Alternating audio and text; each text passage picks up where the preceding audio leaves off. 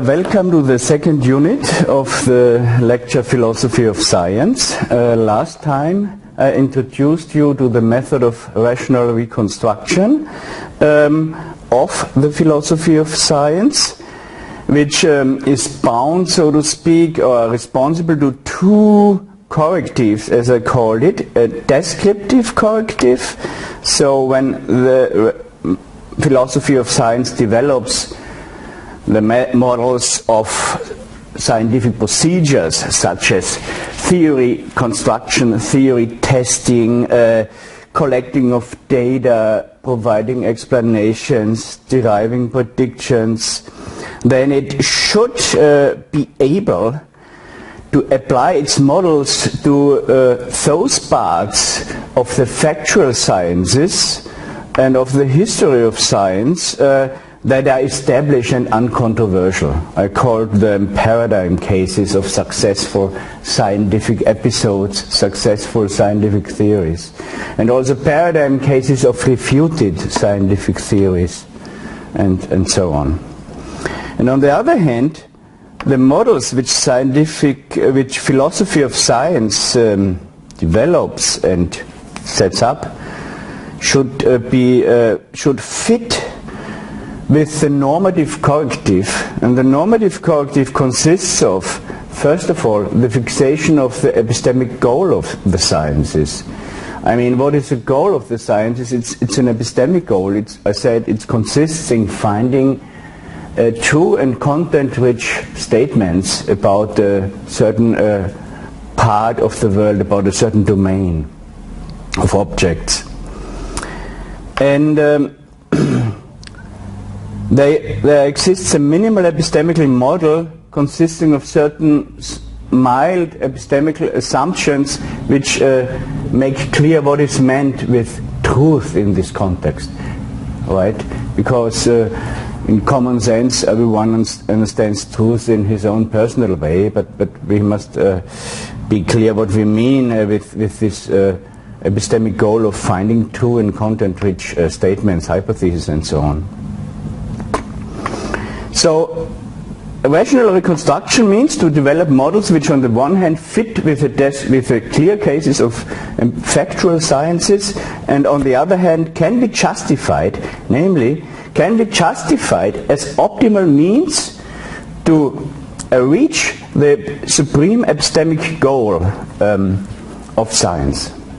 So that is the method of normative reconstruction. Develop models of factual science which at the same time can be normatively justified as optimal means to reach the goal of science, namely to find as true as possible and as content-rich as possible statements about the domain of investigation. And if that succeeds, if philosophy of science is successful in this enterprise, then it can be said that the philosophy of science has itself been corroborated, right, confirmed, and then it can apply its models of scientific procedures to controversial cases in science, which is here on the slides. For instance, it can apply its model to controversial debates about what is the nature of science versus pseudoscience, or it can be applied to debates like in the philosophy of biology, the philosophy of the biological sciences, to the debate whether there exists an irreducible divide between purposeful explanation on the one hand and causal, which we find in biology, right, and causal explanation on the other hand, which we find in physics. Or it can be applied to the debate in quantum mechanics, or it can be applied to the debate in the humanities concerning the question whether the data in the humanities consisting of speech acts or consisting of meaningful utterances of persons, whether these data are objective in the same way as measurement data in physics are objective. Okay, so this is once more a summary of this method. So, are there any questions up to this point? Because, as you know, we are invited to ask questions. If not, then I proceed now. I proceed by explaining now in more detail the minimal epistemological assumptions which in my view are more or less common to all sciences. So this is on the next slide. First of all, on the next slide there is the supreme goal of the sciences, once more, finding true and content-rich statements. I explained yesterday already that this is in fact an art. It's an art, a skill to find statements which are at the same time true and content-rich, because there's a certain tension between the probability of truth and the richness of content, right? So it's easy to come up with two statements which are probably true by just reducing the content. As a weather reporter, I may tell you, well, the weather will be fine tomorrow, or it will be raining, right? So I'm out of danger of error here. But it's without content. But also I might tell you, well, the weather will be fine all next 2 weeks, right? That will amaze you and that will make you happy, as long as you don't find out that my prediction is false, right? But that is rich in content, but it's probably false. So the real skill is to come up with hypotheses which are at the same time probably true or close to the truth and very rich in content. Okay. So, how do we reach this goal? To tell you this is the purpose of philosophy of science, but there are certain epistemological assumptions which more or less specified what we mean by truth, right? And how we can attain truth at all. And these are these 5 assumptions which I want to explain to you now. These 5 assumptions are the following. The first is the assumption of minimal realism. Minimal realism says that there exists a reality. So, in every scientific discipline, like say, take geology as an example, there exists the planet Earth, and there exists this reality of the geological formation of the Earth, and it exists independent of the subjective opinions or beliefs of diverse people or scientists, and that to find out the properties of this part of the realities, which is the domain of investigation of the given discipline. Though this is a goal of science. There exists a reality which is whose properties are at least independent of what we believe, and whose properties are in this sense objectively given, and we want to find them. I think this is an assumption which is made in every kind of science, except of course a mathematical science which deals with formal structures, right? So it's an assumption of every kind of non-formal, non-mathematical science, or real science, so factual science, as I call it. Okay. So why is this assumption minimal? It is minimal because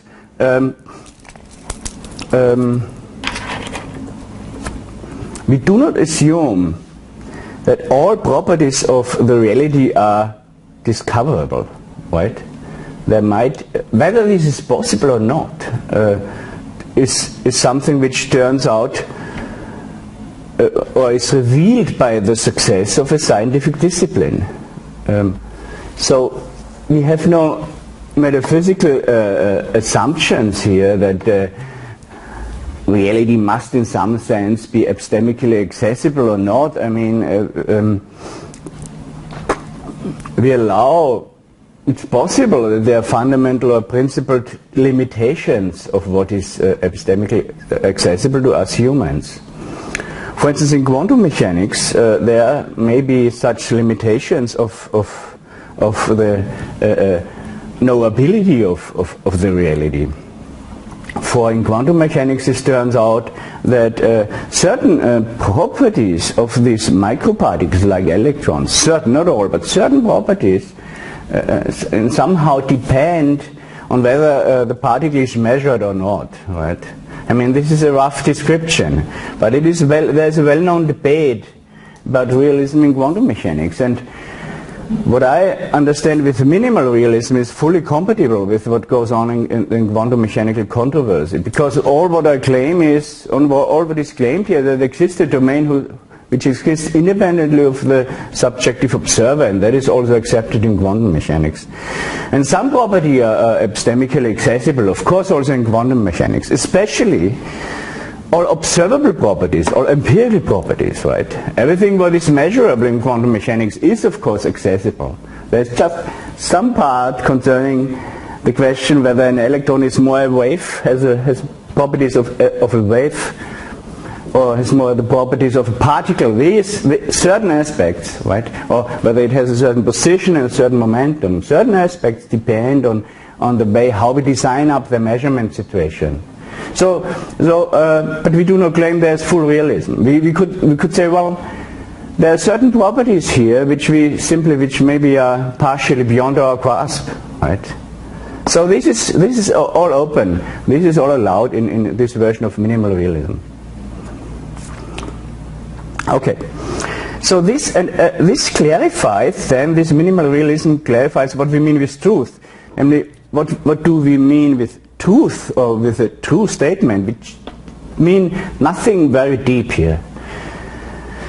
The modern logical notion of truth is nothing very deep, right? It's a structural notion. It means just a statement is truth, a statement reflects truth or is true if it corresponds to that part of the reality to which it refers. That is a correspondence theory of truth. Correspondence doesn't mean that reality is in some sense mirrored, or that the statement is a mirror image of the part of reality to which it refers. It just means there's a certain isomorphic mapping between the semantic structure of the statement and the ontological structure of that part of reality to which the statement refers. I'll give you an example. So let's say we have the sentence, this flower is red. So when is this statement true? Well, when the object to which the individual term this flower refers, actually it refers to a particular flower, or more precisely to the bloom of the flower, right? To the bloom of the flower. And there is a particular property designator, a predicate in this sentence, red, and this refers to a certain property, right? To a color, which is a perceptual property. And this sentence is true if the individual to which this flower refers has the property to which red refers. So this is basically the content of the correspondence theory of truth. You see, and this correspondence theory of truth is very important for modern logic. It sounds very trivial, but if you formalize it for complex sentences, like generalized sentences, conjunctively composed sentences, quantified sentences, probability statements, then it becomes more and more non-trivial. And the founder of this modern notion of correspondence theoretical truth is Tarski. Let me write it correctly. Alfred Tarski, right, in 1936. Okay. So when we say the statement this flower is red is true, we don't mean that we know everything about this flower, or there is no implication here that we know something about the essence of this flower, like the rose. What is the nature of the rose? There is no metaphysical or theoretical assumption here. It's just a very simple statement. Certain aspects of that flower, namely that it is red, has been truly reflected in that statement, right? And so on. So that is really the meaning of truth. So when for instance someone says, well, but it's not important to find truth in that trivial sense, we want to find out about the nature of the domain under investigation. We want to find out about the nature of plants, right? Well, this is reflected in our formulation. We want to find content-rich systems of statements, right? So, earlier metaphysical ideas about deep truth are now transformed in modern philosophy of science, and in modern science are transformed in the goal of finding really content-rich systems of statements called theories, which deliver very rich and interesting predictions and so on, which explain a variety of facts by a few very unified principles. If we have that, then we have found out something about the nature of a certain domain of investigations, like the nature of plants, right? But the notion of truth, so to speak, is not loaded with any metaphysical assumptions here. So found the modern correspondence theory of truth, which thus corresponds with the reality whose existence we assume. What is the next assumption? The next assumption is fallibilism. It's concerned the way how we find this truth. Fallibilism is a negative assumption saying there is no golden pathway to truth. Like we don't assume that we have some unconscious soul which is somehow some God has laid into our soul already the perfect truth, and we just have to find it. And if we find the right way to our unconscious intuitions, then we have some perfect or infallible truth, right? A little bit of that thought was already present in the philosophy of Descartes, right? The rationalist who assumed that there are some inborn ideas which are the most clear ideas which you can have. For instance, Euclidean geometry, right? And if you find these ideas and you find them with perfect clarity in your soul, in your mind, then you can be sure that they are true. So that is not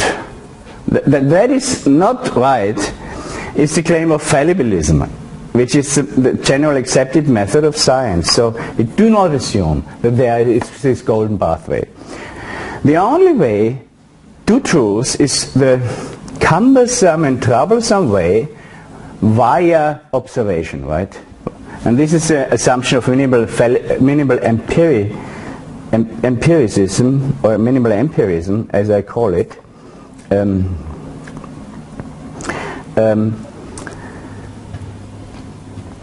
So the assumption that the only way to find the truth about the domain of investigation is via getting information via my observation and experiences. And of course this way is cumbersome and troublesome because experiences are fallible. And I can be in error. And the inference from my observation to the general hypothesis, the inductive inference, may be in error, and so on. Yeah? There's no guarantee of truth. So fallibilism says there's no guarantee of truth because there's no golden pathway to truth, right? So my hypothesis, all scientific hypotheses may be false, and therefore they may be criticized. So this implies a critical attitude. This is an important assumption here, so that the method of criticism is important in science. I mean, that doesn't mean that scientific hypothesis, that doesn't mean it at all that scientific hypothesis cannot be very confirmed, right? Of course, some parts of scientific knowledge is so strongly confirmed that they are almost sure, right? So, in particular, observation statements are almost certain, right? But nevertheless, there's no guarantee to be sure, to be certain. Therefore, one speaks also of the principle of methodological value of doubt, right?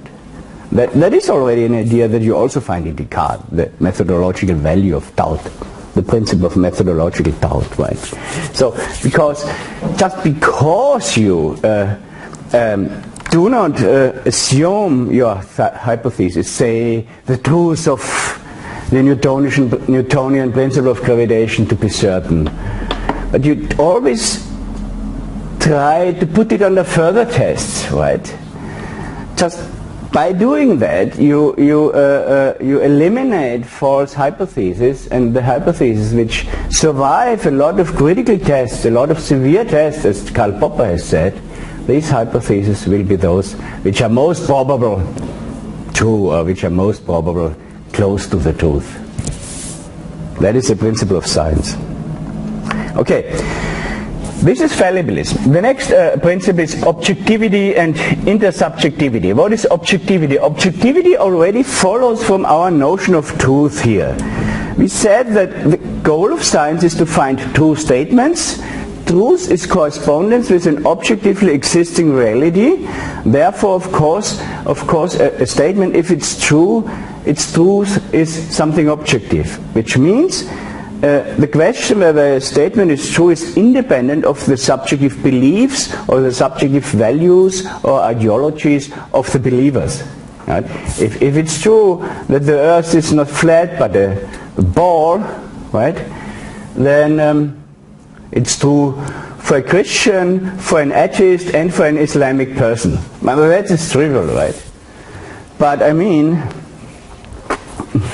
if it's true that intelligence is to 50% inborn and to 50% a product of culture, then this is true for an adherent of a racistic viewpoint, an adherent of a left-wing party viewpoint, and an adherent of whatever, Christian culture, right? So here it becomes already somehow non-trivial that also these facts, which are often part of ideological controversies, to which extent is intelligence inborn, and to which extent it is intelligence of persons is a product of culture, right? I mean, that's a politically heavy and hot topic, right? But it is a question of fact also. It's a question of fact. And it can be discovered by empirical means, by statistical tests. It's not so easy to do that. You do that by studies of twins, right? Of genetic twins, of one-act twins, and see when they live in different environments, how strongly are their intelligence quotients still correlated if they have been raised in very different environments. And if they are still strongly correlated, you infer, well, intelligence is to a high degree inborn. And if they are non-correlated, you infer the opposite. And there are a lot of empirical studies in this case, in this respect, and also here. If there are some matters of fact, then they are objective, right? It doesn't depend, the truth of this statement doesn't depend whether you are a left-wing or a right-wing or a conservative or a progressive or whatever adherent, right? So that is a consequence of the principle of objectivity. But of course, how do we reach objectivity? That is difficult. That is difficult because what are the epistemically accessible criteria for saying this statement is objective, is close to an objective truth, and this statement is not? One important criterion is intersubjectivity. So the fact that if many different people come up with the same belief, if all agree, well, we believe that, what should I say? We believe that now that the Earth is round, or we believe we are now all of us are now convinced that that increase of economy, that our economy will increase and then increase in the next years. We are all of us are now convinced that our economy will increase in the next years. Say this example, then this statement, this belief is probably true. Or is it so? What do you think? What would you say? Isn't that there may be a problem here? Who thinks not? Yeah? It might well be that we are collectively mistaken about the prediction. How may that be? Maybe there were some good reasons to believe it would increase, but then it doesn't actually. Or we commonly, all of us believe in some false assumptions about the economy because it's part of the ideology or the culture that's manifest in our society. Exactly. Great. Thank you for that point, because I wanted to hear your critical statement on this criterion of intersubjectivity. Because of course the intersubjectivity en vogue or without specification is problematic. It's absolutely possible that a collective of subject is collectively in error, and we had that in the history, right? I mean, there were days when most of the people were convinced of racism, in the sense that there is a big difference between the intelligence and other abilities of different races of humans. And we know today that that is not at all the case. But and even in the case of economy, it's very clear, right, that we can be collectively in error. We can all believe our economy will increase. Who has believed that the economy will collapse in 2008 in the USA?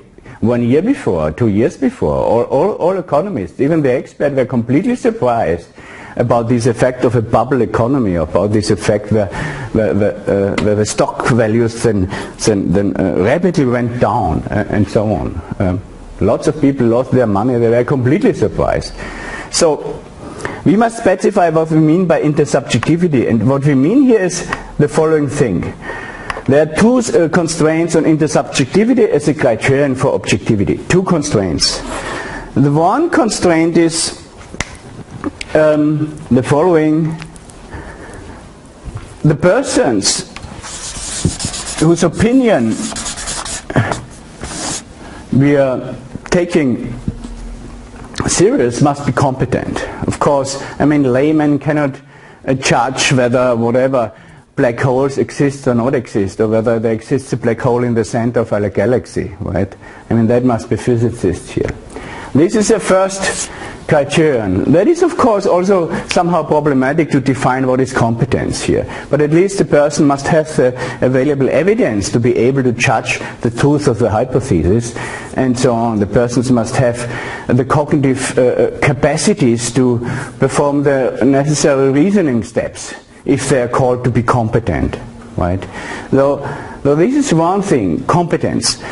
This is already, this was also part of these earlier theories of consensus accounts to truth, which like that of in the 17th or 18th by some German philosophers like Habermas or like Lorenzen. They also focused on the requirement of competence. But competence is problematic. There's a second thing which is much more important, and which really is the key to the value of intersubjectivity, and which is independence. So, let me write it once again. Independence. So that's. Independence means that the subjects must be independent from each other in their judgment. So only if several peoples who have acquired their beliefs independently from each other, by observing their domain of investigation, but independent of each other, without knowing what the other's beliefs are, if under these conditions the subject come up with the same opinion, then this is an indicator for the probable truth, in the sense that it increases the probability of a truth of the hypothesis. This is also called in modern epistemology. This is also called, and there's a lot of discussion about that. This is related to the Condorcet-Shuri theorem, because it relates to an old theorem of Condorcet, which is actually used in court and in all court processes and in law, if there are many testimonies reporting the same thing, like they have seen a certain person who was probably the murder at a certain scene, and if these testimonies are independent, really independent from each other, they didn't know what the others will say, they had no informational contact to the other testimonies, so the belief of them is independent from the belief of the others, and if all of them report the same. And there is also one condition, the probability that they report the truth must at least be a little bit greater than the probability that they report the falsity. So they must at least be minimally reliable. But they need not be perfect, not at all. They must just that the probability that they report the truth is greater than the maybe 0.55, and the probability that they report the falsity is 0.445. That would be sufficient. And then you can really prove that the probability that what all of them in agreement with each other report is true increases with the number of independent testimonies. This is the content of Condorcet's Schurz theorem. And that notion of intersubjectivity is now really important for objectivity in this sense. Of course, in all these counterexamples which we mentioned before, where a collective of persons is collectively in error, this is precisely a violation of independence, because I am so sure that the everything is fine, or that the economy in Germany will increase the next years, because the people in the TV, the reporters always tell it to me, and they tell it because others tell it, and others believe it because all of them believes it. So we are somehow supporting ourselves and making ourselves more and more confident by being in mutual agreement. That is exactly not how the criterion of intersubjectivity should work, right? It works only if the subjects which agree are independent in this sense.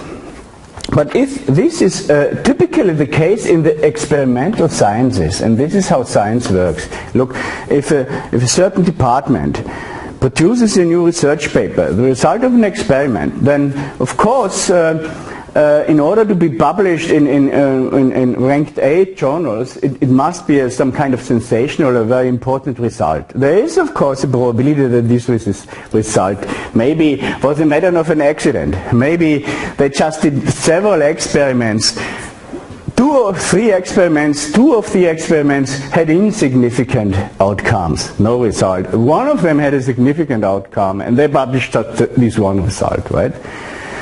Well, what do other departments then do? They try to replicate this experiment. So for that purpose, it is very important that these experiments are really carefully reported in the journals. This is also an ethical maxim for experimental scientists to really, when they publish the result, they should explain the experiments to that degree that it makes it possible for others to redo the experiment, right? And then, if other departments replicate the experiment, are they dependent? Usually not. Because, of course, the chances that they get attention are much higher when they don't come up with the same result, but can say, well, I have a different result. That if we have the same result, Team B have the same result as Team A. That's not so interesting. So there is a certain interest. So there is a certain competition, like in economy between firms. There is a certain competition between different research teams, which is productive. This competition makes it possible that these researchers are more or less independent, at least in experimental research. And if it turns out that several teams who replicate this experiment properly come up with the same result or this very similar result, then the scientific community really starts to believe in that result, right? So in this way, the criterion of intersubjectivity works quite well and is quite important in empirical science as a criterion for objectivity, right? So, any questions to this point or remarks?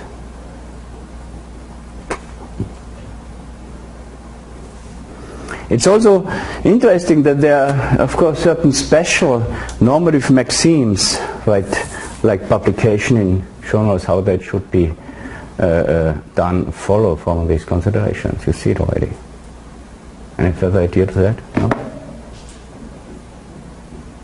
I mean, I think this concept is very interesting since you can justify all kinds of minimal standards in science. For example, from objectivity and fallibilism and realism already follows that you are not allowed to fabricate some kind of research findings, since then you only project personal biases and preferences into the research data you fabricate. So that's clearly not allowed in this model.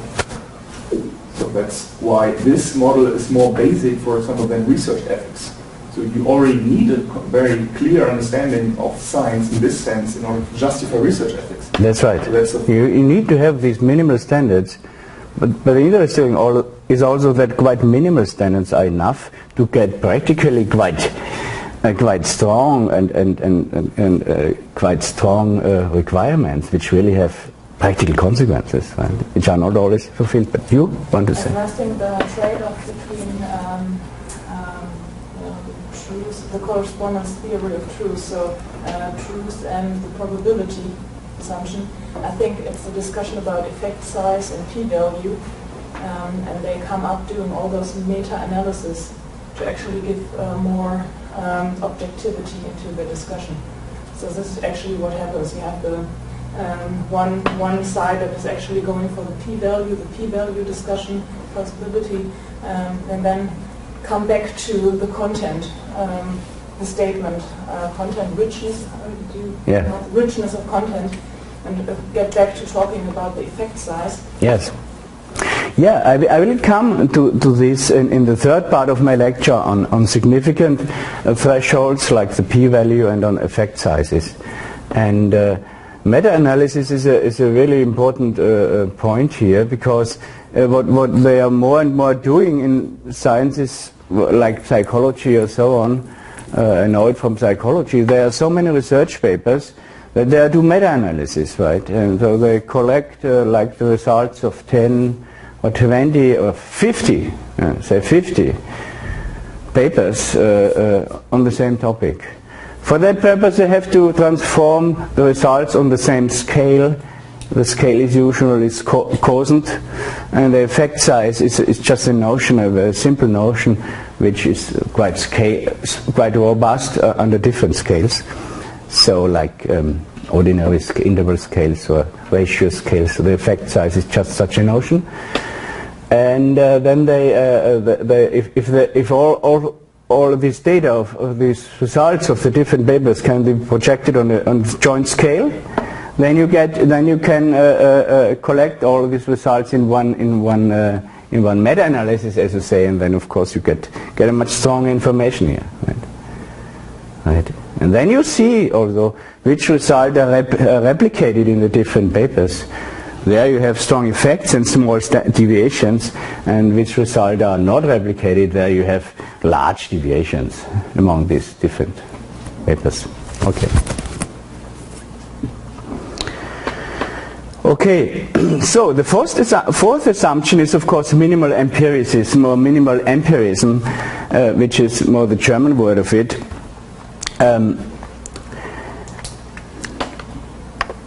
So this is the assumption that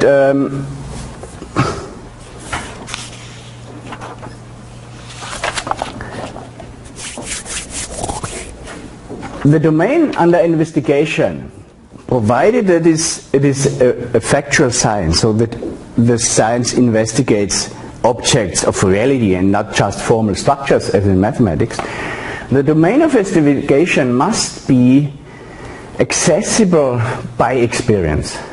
Yeah, right? There must be some possible experiences by which I can acquire information about these objects. That is minimal empiricism. So there must be some kind of data in science. There must be observations. Otherwise it's not a science, right? Otherwise it's pure speculation. So why is it so? Well, this is connected with fallibilism once again, because there is no golden pathway to the truth. The only way to the truth of the about the external realities via the troublesome and error fallible way of experience. The empiricism here is minimal because it is not required, as in the old-fashioned empiricism of David Hume or John Locke, that scientific concepts, right? Concepts which are good enough to be called scientific concepts must only consist of empirical concepts, right? Or it's not required that all scientific concepts can be defined by observation concepts. It's allowed that science introduces theoretical concepts that designate properties which cannot be observed at all, right? So this distinguishes this minimal empiricism radically from old-fashioned empiricisms like Hume, Locke, and so on. And even the logical empiricists of the Vienna Circle, at least in their early and middle phase, so until 1950, had this strong empiricistic view that all concepts should somehow be definable by empirical observation concepts, which is certainly problematic, if not to say simply wrong. Because in physics, even in physics, you have a lot of concepts like the concept of an electron, the concept of an electric field, the concept, maybe even in quantum mechanics, the concept of a quantum mechanical wave function, but also the concept of a force field, right? All these concepts designate properties, physical properties, which are not directly observable, not with the senses. And with observable, I always mean observable with the senses, with the human senses. They are indirectly measurable by measurement apparatuses, right, which themselves require for understanding how they work a lot of theoretical background knowledge. But that is not what I mean with observable here, indirect measurement. So minimal empiricism allows the theories go beyond what is observable. They allow the theories postulate certain non-observable objects which are and non-observable properties which are responsible, which are the causes of what is observable, which are the causes of empirical phenomena, but are not themselves observable. That is allowed. What minimal empirism requires is that theories, even if they contain non-observable concepts, must have empirical consequences by which they are testable. That is the claim, right? Your hypothesis you must be able to show that your hypothesis, in the given context of the background knowledge, produces some empirical consequences which are new, by which you can test it. So if you come up with a new hypothesis, and if this hypothesis is scientifically worthwhile in some sense, you must have an idea of how you could test it. I mean, it need not be a sufficient test, a decisive test in the sense of Duhem and experimentum crucis or something. Just a test which may increase, if the outcome is such and such, it increases the probability of your hypothesis. Right? If the hypothesis is, as we assume, about the world, and not a purely mathematical theorem, right? That is a requirement of minimal empiricism. And the person who really was one of the first in modern analytic philosophy in the last century who emphasized that the viewpoint of at that time of logical empiricism is too narrow, that theories go beyond what is observable. All what they need is to have empirical consequences. That was Karl Popper, once again, which I have already mentioned, and which is the founder of critical rationalism. So that is one of the sustainable values of Popper's philosophy, that he has mentioned that again and again. So, okay. On the other hand, maybe we can discuss a little bit about that. if you come up with a hypothesis which has no consequences at all, no new consequences, there are no way of empirically confirming it, then I would say this is not a scientific hypothesis. And that is maybe questionable, because in theoretical physicists there's a problem that some hypotheses are about parallel worlds, right? About which we know we never can access them. A parallel world is physically inaccessible to us, so we would never be able to observe anything about a parallel world, even if it exists. But I mean, of course, we have a problem here. I mean, of course, we can understand the meaning of a hypothesis, which is in principle not testable. But it's not scientific if it's not in some way confirmable, right? I can speak about the existence of God, right? And say, well, there's no way to find out something about God in this life. Maybe in an eternal life after death, but not in the real life in which we are here. Then it's not I would say, if there is no chance to confirm it in some way by experience, then it's not a scientific hypothesis. Except it is a mathematical thing, but we don't speak about that. So yeah. Well, I think even in a very abstract and theoretical field, it might not be the case that every aspect of a theory is directly testable. But if a theory has no way to test it anywhere, then obviously it would defy this minimal empiricism. Yeah. But there can certainly be some aspects which are necessary for the theory as a whole to work, but which individually cannot be tested directly. Yes, that is an important point. I make this point here clear on this table, on this blackboard. So, if I have a theory here, T, right? If this is a unified physical theory, it may well be like a certain interpretation of quantum mechanics, where you have parallel worlds, right? The splitting process in quantum mechanics, where you describe the wave function, the measurement of the splitting process. I mean, it's not clear in quantum mechanics whether this satisfies this criterion which I set up now. But if there is a theory which is a unified theory, right? So all parts somehow belong together and are needed. And this theory is strongly confirmed by a certain domain of observations, O, right? It's strongly confirmed, right? And the theory now has a consequence, C, and this consequence may be a consequence about parallel universes. So this consequence is not at all empirically testable, but it's a consequence of a theory which has other consequences which are strongly confirmed. And moreover, this theory cannot be split in two parts, so that this part only produces the confirmed consequences, and the other part only produces the unconfirmed consequence C, right? It is unified. That is also the second criterion. If that is not possible, the theory is one block, then you may say, well, I believe in C because it's a consequence of a very strongly confirmed theory which is confirmed by other observations, right?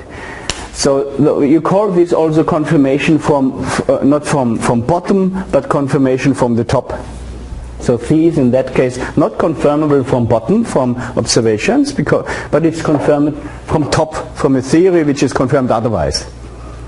So this is possible in science. But still it's not clear in theoretical physics. And it's probably several speculations which are discussed there do not require even this criterion. But I mean, it shows that given that you see that science, a scientific theory, is really a complex system of many different kinds of hypotheses, things just get much more interesting, and things are possible which we might not believe. But on the other hand, if you have a pure speculation like a speculation in theology, right, about God, who will never be experienceable in our earthen life, right, in the life here and now, then this theory is completely isolated, and it's not related to any empirically confirmed theory, so it's a pure speculation, right? Okay. What is the fifth? So the fifth epistemological assumption of these 5 ones is the assumption of logic in the broader sense. What is meant by this? Logic in the broad sense.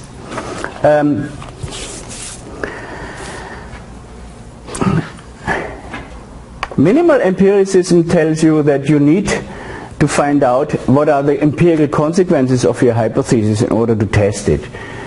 So for that purpose, you need to find out what are the consequences and whether your hypothesis has consequences or not, right? And for that, you need logic. Because in order to find out what are the consequences of a hypothesis, you need to have logic, of course. Logic in the broad sense, because the consequences need not be deductive consequences. There may also be probabilistic consequences, for which you need then probability theory, right? So you need to find out what are the probabilistic or logical arguments by which you show that your hypothesis or your theory has certain consequences. But in order to know whether it has these consequences, of course the statements of which the theory consists of, its principles must be clearly formulated. So you need also here logic in order to precisely formulate your statements, right? And how do you precisely formulate a claim, a hypothesis? Of course, by formulating it in terms of precise concepts. So the question of logic in the broad sense already starts when you explicate your basic concepts. What is their meaning? How are they defined? And if they are primitive concepts which are not defined, how are they explicated by certain meaning postulates or whatever? So for all these purposes you see in science, you need logical arguments, and therefore logic in the broad sense is part of all sciences and belongs to the common foundations of all sciences. I'll give you an example. Take evolution theory, right? Evolution theory, like in the 19th or beginning of 20th century, that was the era of social Darwinism and so on, right? There was this just a popular version of evolution theory which was false and which was a hindrance for a Darwinian evolution theory to become popular, or a hindrance to really become understood in science, right? This version of evolution theory just says survival of the fittest, right? The fittest species in the evolution are those, or the fittest organisms are those which are selected by the evolutionary selection forces, right? But of course, what are the consequences of this hypothesis? I mean, it's unclear, right? So you see here how important it is to think about the empirical consequences. So who is the fittest, you or me, or who is it, right? Is this the strongest, or is this the most intelligent, or is this the most social person, the most lovely person, maybe the most beautiful person, maybe? Who is the fittest, right? So what is meant by the notion of fitness here, right? And one version of the survival of the strongest organism is obviously false, because organism can be fit in various ways. They can be fit by being very cooperative or by being very social, and that's very important, the evolution of cooperation, as we know. So what is the meaning of fitness? Then some philosophers came up in the 50s or so saying, well, fitness just means, generally speaking, being most successful in reproducing oneself, right? In getting a lot of children or successes in terms of biological evolution. So reproductive fitness. But then what does selection mean? Selection means, well, those who are producing themselves more often are are those who are selected. So then survival of the fittest means those organisms who are reproducing themselves more often will reproduce themselves more often, right? And this is obviously a tautology, right? Yeah. if selection is defined in terms of success in reproduction and fitness is defined in terms of success of reproduction, then the principle of the survival of the fitness becomes a tautology. So this is the next step, right? So what is the content? What is now the content of evolution theory, right? If that is a tautology, well, there are, of course, in modern evolution theory, you are beyond that state also. So that stage of evolution theory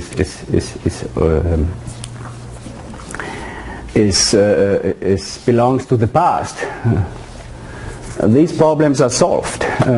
Modern evolution theory just claims that there are reproductive entities, organisms who reproduce themselves. There are environments which are responsible for having differential reproduction rates, and that is the content of evolution theory. And not that those who are the fittest in terms of reproduction will be selected in terms of reproduction. That is not the content of evolution theory in the modern sense. But you see in this example how important it is to imply logic in the broad sense, because if you think about the precise empirical consequences and the general consequences of your hypothesis, you are forced to clarify and explicate your concepts. You are forced to say what is meant by fitness, what is meant by selection, right? And that is also what philosophy of science teaches you, right? This art of explicating your theory, your hypothesis in such a way that the consequences get clear. Okay. Though this is all, and this is are all of the 5 epistemological assumptions, and this finishes this part of my lecture. Any questions up to this point? Yeah? I have a question about the minimal realism assumption. Okay. Does this necessarily refer to a mind-independent reality? Yes. So it rejects idealism, philosophical idealism? Yes. Yeah. But is this a necessary presupposition for science? Couldn't science just be sort of generalization about observations and yeah, but something about a mind-independent reality? Yeah, but you know, at least science produces and assumes, right, the objective truth of the observation statements. The observation statements like this particle moves with 1 meter per second velocity, right? Say, or accelerates with 1 meter per second square, like Earth acceleration on the Earth. This is an empirical fact which is supposed to be true in the sense that it's independent of my dreams or my beliefs or whatever. I would say so. So at least the objective truth of these observation statements are somehow assumed. That they are independent of my opinion. And you know, if you see about versions of positivism, of so-called anti-realism in philosophy, most of them assume the truth of these statements. And the typical question is whether theories that go beyond the level of observations can be true in this realistic sense. And there are these views, these 2 possible views about which I will speak in the next after the next lecture from now, namely the realistic view about theories and the instrumentalistic view about theories, right? But at least these observation statements on all versions, even Ernst Mach, for instance, Ernst Mach positivism, right? These observation statements are independent from my volitive beliefs, right? So even in the positivistic philosophy, right, you distinguish between certain observations which you just have and cannot change by your volition, and like imaginations which you have but which you can change volitively, right? Even the positivist would say that these observations which one has, these sensual experiences or perceptions, are pressed upon me, upon the subject, by something external. Well, the positivist, of course, doesn't speak, doesn't say anything, right? But my minimal realism is of course, it's a minimal realism. Of course, the positivism would say, well, we even don't speak about reality. But in effect, even the positivist assumes the objectivity of the observation statements. So minimal realism is only a little bit stronger than positivism. But I would say, normally, in all scientific disciplines, this minimal realism is accepted. And the most extreme forms of anti-realism, you don't find them in normal phases of science, right? What do you find is a skepticism about realism in regard to theoretical terms, theoretical statements. I will speak about that. But that is compatible with minimal realism. Yeah? Maybe the key point here is that there are experiences which are non-voluntary, so which we don't choose. Yeah, right. But I'm skeptical about whether this means that they are mind independent in the sense of the idealist, because you could say, well, it doesn't mean there actually is a particle, I'm just having the experience of a particle, these classical idealists. That is right. But if you look at Berkeley, right, the philosopher Berkeley, already there, and even in Mach, if you look at the positivists, they have the following problem, right? There's a chair. Take this chair. This chair is there. The observation of this chair is independent from my volitive mind. And you see it and we all see it. We cannot do something against seeing the chair if you open our eyes. So the positivist in the simple version would say, well, this chair is only there because there is some mind observing it. But then the positivists had the problem already in Berkeley. What is this chair doing in the night when nobody is around? Nobody is observing it. Is it still there in the night? You would say yes. All positivists would say yes, the chair is already there. It's even there if nobody observes it. But that is already the problem of positivism from Berkeley to Mach. And what did these people then say? Well, the existence of an object doesn't mean, in terms of the anti-realistic positivistic philosophy, doesn't mean the actual perception of the object, but it means just that the object is possibly perceived. So existence means possible perception.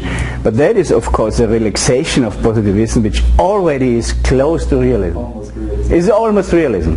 Berkeley had this particular solution. He said, well, the objects are even there if no human is present, so which allows us also to say the world was already here when no humans existed on the world, like 500 million years ago when there were the dinosaurs or whatever. So these objects exist even if no human person perceives it, because there's God who perceives everything permanently. That was Berkeley's solution. But this solution is also not really a good solution, I would say. It makes stronger assumption than the problem which it solves. So you see that the later positivists like and Marx, when they spoke of objects, they meant something which can possibly be perceived. But this counterfactual notion is really not really substantially different from the notion of objects in the sense of minimal realism. So, thank you for this question. This was a kind of detour into the field of epistemology, right? Which is, as I said in the last section, something which is presupposed by philosophy of science. But now let me come back to philosophy of science. I now speak in the final part of this lecture about 5 methodological principles which are common, in my view, which are common to all scientific disciplines, and which in some sense follow from these 5 epistemological assumptions. These are 4, did I say 5? These are 4 methodological principles or methodological features the first methodological principle is M1. Sciences search for general and content-rich laws and theories. Though this follows already, of course, from the ultimate goal of science. Sciences look for very general and content-rich statements about their domain of investigation. Right? They want to find out the laws which describe the behavior of plants, the biologists, or the behavior of animals, or the chemists want to find out chemical principles by which we can explain many chemical reactions and predict new reactions and so on. The second methodological feature, M2, says, of course, how can we find these true and content-rich statements? Minimal empiricism. The only way which we can go here are looking for data, relevant data, of course. So search for actual observation statements is the second methodological principle. An ongoing principle, just look for relevant observation statements. So M3, the third principle, says the following.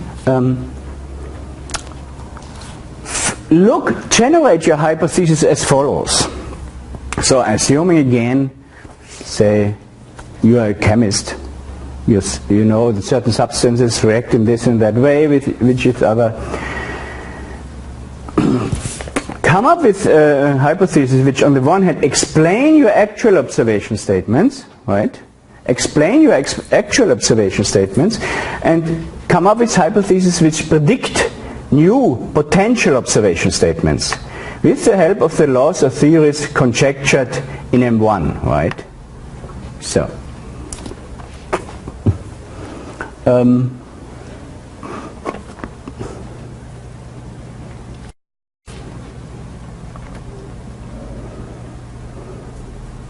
for instance, if I investigate the behavior of gases and discover that if I increase the pressure of a gas, if I double it, the pressure, then the volume of the gas is doubled, right? So there's a linear relation between pressure and volume. Then this would be an explanation. So the hypothesis would then be, well, if a doubling of pressure causes a doubling of volume, then there's a linear relation, right, between pressure and volume.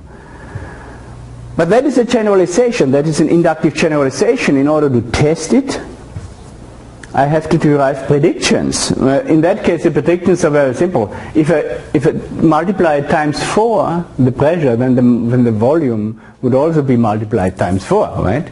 So, and so on. So let's make a lot of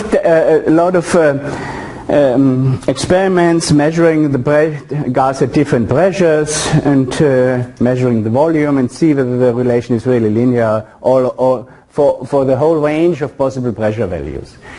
And these are the new predictions which I want to derive from my hypothesis. Now comes the crucial step. Now I test the hypothesis by comparing the predictions of the hypothesis with the actual observations which I make. If the predicted observation statements do really agree with the actual observed observation statement, then I say the hypothesis is confirmed. Confirmed means probably true. According to certain probabilistic accounts about which I'll speak later, then you can even specify a certain probability value here. Or you just say qualitatively, probably true. And the more and more it is confirmed, the better it is confirmed, and the more probable is the truth of the hypothesis, right? So in our case, if the measured volumes at different pressures really follow approximately the linear curve, then the linear hypothesis, the Boyle-Mariotte gas law, by the way, is really confirmed to be true. And in fact, in this case, it was confirmed and so probably true. But people also found out that this hypothesis holds only for gases which are approximately ideal, so under sufficiently high temperatures. So if the temperature is lowered, you get small deviations from the linear curve and so on, right? Just a part of the development of chemistry, of physical chemistry in that respect. On the other hand, if the hypothesis, if the actual observation statements do not agree with the predicted observation statements, then the hypothesis is disconfirmed or even falsified, right? It's disconfirmed in the case if the hypothesis is more or less a statistical hypothesis or an approximative hypothesis, right? The gas hypothesis just says it's approximately linear because you have always perturbations. So here you speak of weakening. You say, so if there's an agreement between actual and possible observation statements, it's confirmed. If there's a disagreement, you speak of a disconfirmation or of a weakening. On the other hand, if the hypothesis is a strict hypothesis, like this is the example, the famous example of Karl Popper and so on, like all ravens are black, right?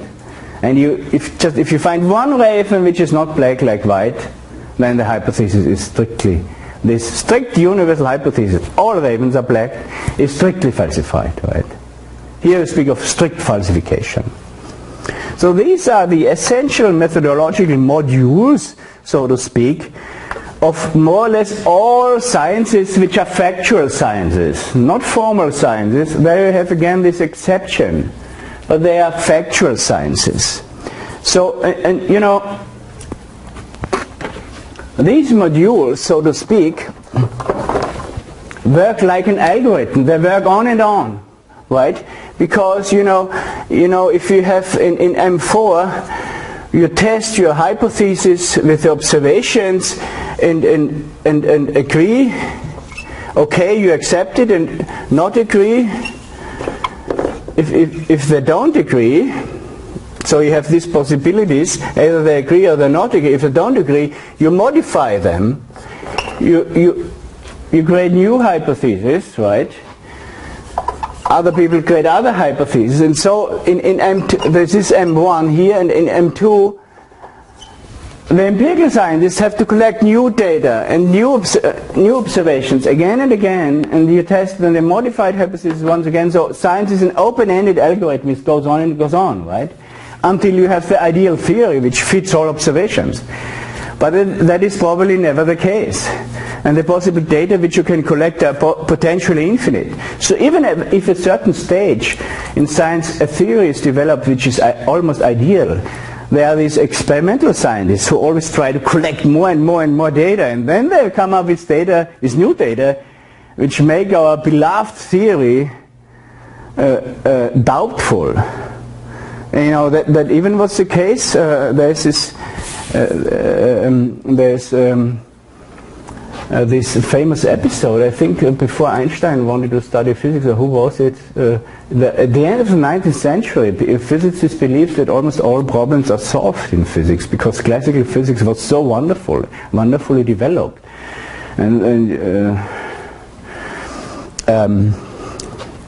It was recommended maybe not to study physics because there are no more problems to be solved here, right?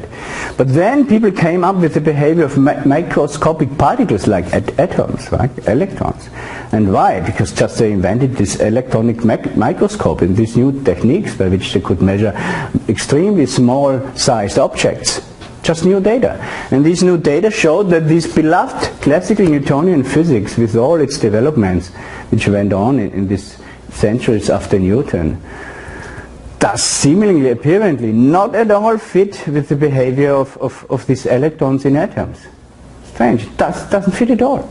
According to Newtonian physics, an atom consisting of a positive nucleus and an electron which is surrounding it, like a planet is surrounding the sun. This was the Bohr model.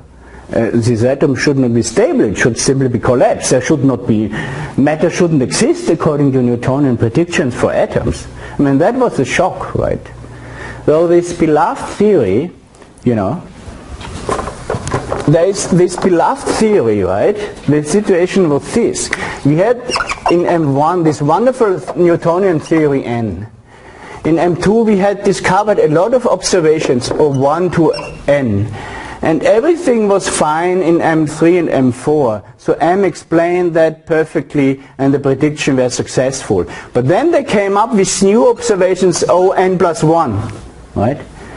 And in M4, when they were compared with the prediction of the Newtonian theory, you get the contradiction. And then everything collapsed. So you know, in this sense, science is open-ended because since this empirical science is always produce new data, there is never a guarantee that a theory which was successful so far will be successful in the future. And this is just one aspect of the critical attitude and why it is important in science, right?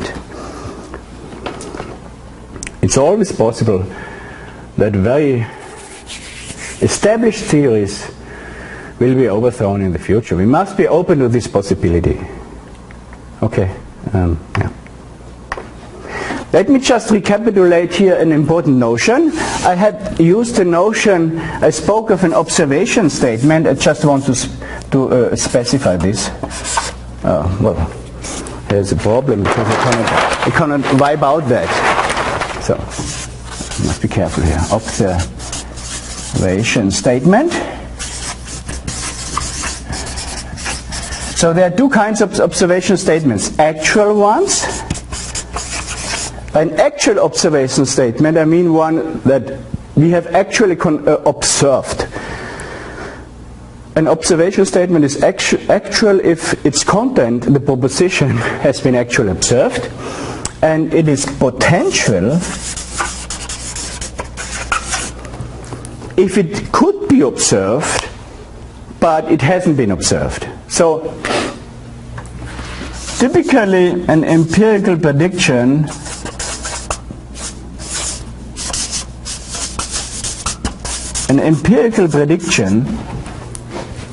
is a typical case of a potential observation statement.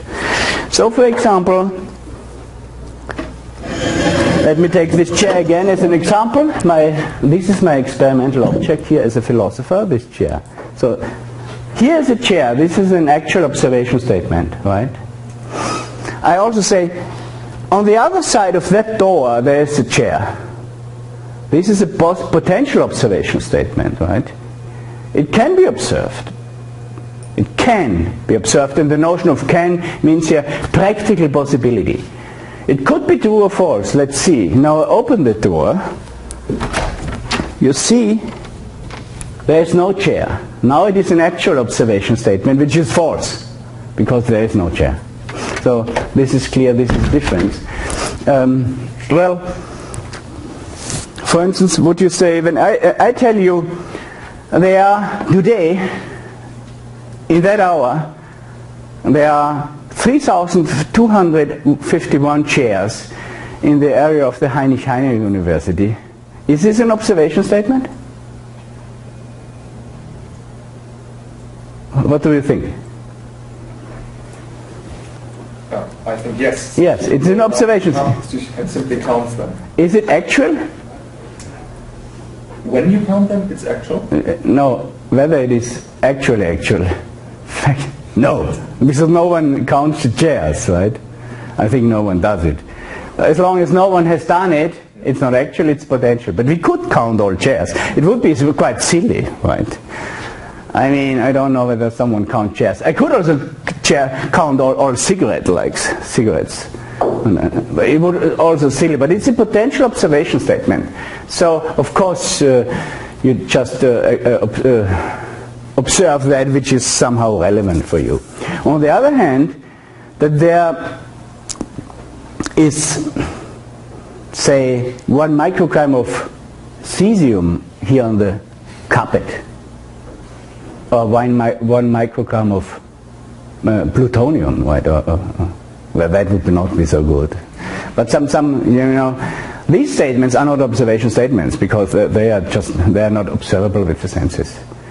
Or that there is a magnetic field here is presumably not an observation statement, although there are certain esoteric wings and people who are believing that humans have some senses by which they can maybe sense even magnetic fields. That's a matter of debate, right? But usually you cannot sense a magnetic field. So it's not an observation statement. Yeah? But that shows you also what is meant by an observation statement. It's just something which you can experience by your senses. Of course there are some animals at least who can sense magnetic fields. Maybe human can, I don't know. If human could sense magnetic fields, then this would be, in this sense, also would have to count as observation statements, right?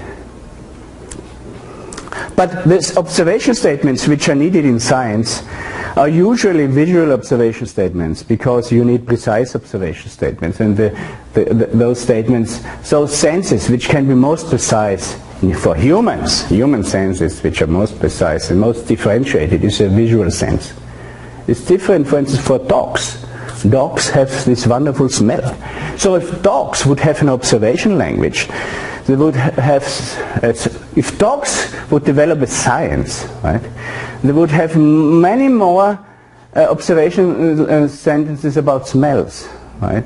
They would have a rich evidence consisting of, they would have, say, 1,000 shades of smells and predict a lot about smells and test a lot of observations about, say, the character of another dog. Is it friendly, is it non-friendly, and so on. The empirical observation of this friendly and non-friendly. In psychology we do it by, I ask you something or I say something to you and how you react. For a dog, the empirical observation would be, a lot of them would be in terms of smells. But for us humans, these smells are more or less theoretical. So the smell shades of dogs, for us humans, are not observational entities or properties, but they are more or less theoretical. We can discover them, but we cannot smell them. So this is a notion of observation statement, you know, how it works in philosophy of science, to which I am committed. It's just a psychological notion, cognitive notion. Okay. So how far are we? Yeah, these are these four methodological modules, which more or less are important, are the methodological essence of all kinds of sciences which have empirical data. So which of all kinds of sciences which are not formal or mathematical sciences. Okay. The final remark, in advanced scientific disciplines, these procedures, these four methodological procedures, take place not at 2 levels but at 3 levels here. On the one hand, you have the empirical scientists which collect and come up with empirical hypotheses, like empirical laws, like all ravens are black, or like the pressure of the gas and its volume are linearly correlated, right? Based on their actual observation or experiments, the actual data, the single data. So, you know, singular observation statements are formulated in terms of singular statements. They are statements about the finite number of objects described in terms of a finite number of property descriptions. So they confirm their laws by deriving predictions from their empirical law hypothesis, comparing them with their data. If they agree, the hypothesis is confirmed. If they don't agree, it's disconfirmed. These are called the empirical scientists or the experimental scientists. And then you have the theoretical scientists. They just take up the empirical phenomena which are produced and published by the empirical scientists in the empirical journals, right? They take them as input and then formulate general scientific theories by which they want to intend to explain these empirical laws, these general empirical phenomena in a unified way, right? And how do they do this? They derive empirical laws from their theories, and if they derive general empirical predictions from their theories and compare them with the empirical laws which are actually found by the empirical scientists, and if they agree, the theory is confirmed, and if they don't agree, the theory is weakened or disconfirmed or falsified. So this is a division of labor between empirical scientists and theoretical scientists, which you find in many of the advanced disciplines. For instance, in physics and in chemistry, it's all over the place. And the empirical chemists collect reactions. This substance reacts with this. And under these conditions, you can produce a new organic substance of that sort, and so on and so on. The theoretical chemist tries to explain why this substance reacts with the other substance and produces a third end product, a third substance, in terms of the molecular models of the substances, in terms of the theoretical models, considering the molecular structure, the binding between the atoms, what goes on when the substance reacts, certain bindings are resolved, certain, right? Other bindings are newly established, right? Some bonds, chemical bonds break during reactions. Other bonds are newly generated. Atoms combine differently, and a certain energy is needed to break a bond. A certain energy is regained by establishing a new bond, and if the energy which is needed for breaking it is smaller than the energy which is needed for establishing the new bond, then the reaction has a positive net energy advantage, so the reaction is flowing in one direction, and so on. All these theoretical explanations then are done by the theoretical chemistries here. But just taking the empirical reaction law as inputs and coming up with general theories. And a similar thing goes on also in the social sciences and humanities. For instance, there are these empirical social scientists. They make their experiments with little groups, like experiments on conformism. 20 people telling, and their beliefs influence. Their beliefs are mutually influenced, right? How a belief which is stated by some authority is taken over by other people, right? So how strongly beliefs are imitated in small social networks, right? That may be an example which can be studied by these empirical sociologists. And then they come up with certain empirical studies. Or they study maybe the criminal rate. They study how the rate of criminal delicts, of criminal acts among young people depends on their income, on their social background, on their migration background, and things like that, on their gender. And they come up with certain empirical findings. And then the theoretical sociologists take this as their input and develop general theories about how a society develops as a whole, right? How it develops independent on economical undergoing processes, like if the economic welfare goes down, what does it mean for the criminal rate?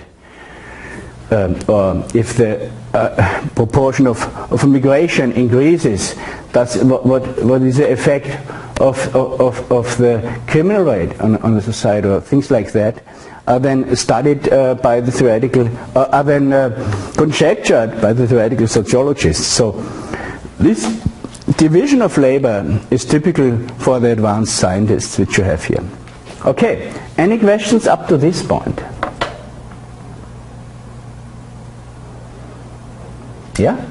I think some people in the social sciences and maybe also psychology are very keen on trying to prove that their subject is an empirical science. Mm-hmm. So they focus a lot on the data collection and somehow neglect this theoretical part, but of course this is also part of an empirical science, this theoretical science, and it doesn't contradict empiricism to have this theoretical science, but I think some people in social science seem to think, we have to prove that we're a real science, so we will collect lots and lots of data, but maybe not reflected in the way of theoretical science. Maybe some people have this attitude. You have an opinion on that? Sorry, I really wonder about the statement, but actually it's just a matter if you do deduction or induction. And of course, even especially in psychology, you of course work with theories, a whole lot of theories, so you do that way. But that's true actually, because whenever you get the chance to observe big data, which is right now the case because we have big data concerning online big data, you actually work the other way around. You have the big data, you have all those observations, so you go the other way around. And we right now do have a discussion, is actually theory still necessary, since we have so much data, like for example 500,000 or 5 million observations, do we actually really need a theory to predict the next observation? But that's really dangerous, of course, I think. But I'm just being careful when we're doing like the psychologists or the social science. Well, let me just say something to that. Well, that may be what you said is let me say something to that. Having a million of data is absolutely worthless if you mean it precisely what you say, because you want to make predictions, and you never can derive logically, by means of deductive logic, a prediction from a data, right? Even if you, in order to derive predictions, you have to make inductive generalizations, right? So if you speak about data, I mean, that is not really the question here, that you go beyond the data, beyond this level. You want to have, of course, true prediction. That is most important. The question is, probably what you mean, whether you generate this prediction by simple inductive statistical algorithms which have no theory in them, just check for correlations or something. But the problem is, or whether you need theories, whether it's better to have step and then derive the prediction from there, or whether it's enough to derive the prediction from there. So if you have a very instrumentalistic approach to science, so predictions is your major goal. Actually, prediction is an independent goal, right? Having predictive success is very important for survival of mankind. Of course, it's not the only thing which is important. Finding the causes is something which goes beyond having predictive success. But speaking of predictive success, the question is, do you need the theories or do you need simple inductive algorithms? And one thing is, if the systems are quite complex, the predictions are unreliable, even if you have so many data. Many of these data might be irrelevant. It's just the question, what is the relevant pattern in this data, and what patterns are irrelevant, and how do you distinguish between the relevant and the irrelevant patterns to be found in the data? And maybe for this purpose you need theories. Yeah. But another thing, what you said, I really want to support that, to emphasize that. Also, to my knowledge, in psychology and sociology, you really have a lot of theories. So it's not the case that we have not enough theories there. What I think is that this division of labor is often also some kind of there's a lack of cooperation between these two kind of scientists, right? So this kind of empirical scientists who really think, well, we don't need the theories. And then there's theoretical scientists, like in theoretical sociologists, which don't like these statistic people at all, but they make the theories just out of their intuition. And there should be sufficient cooperation between these two groups of scientists. That is what the philosophy of science message, which I want to tell you, is the main message of this picture.